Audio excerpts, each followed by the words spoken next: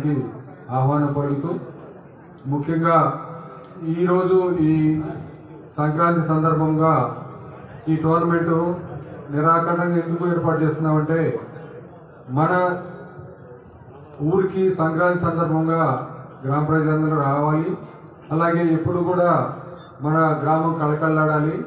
అలాగే వివిధ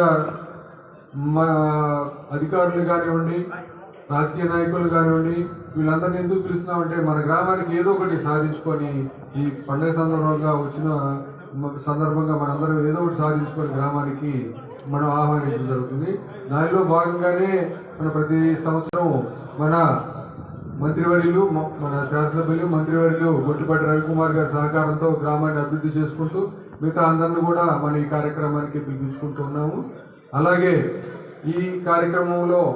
సంక్రాంతి సందర్భంగా వివిధ రాష్ట్రాల నుంచి పాల్గొనే జట్లు కూడా ఈ పండుగ రోజుల్లో మన గ్రామానికి విచ్చేస్తున్నందుకు వాళ్ళకి కృతజ్ఞతలు తెలియజేస్తూ, ఈ టోర్నమెంట్కి మంచి కవరేజ్ ఇస్తున్న పాత్రికేయ మిత్రులందరికీ ఆహ్వానం పలుకుతూ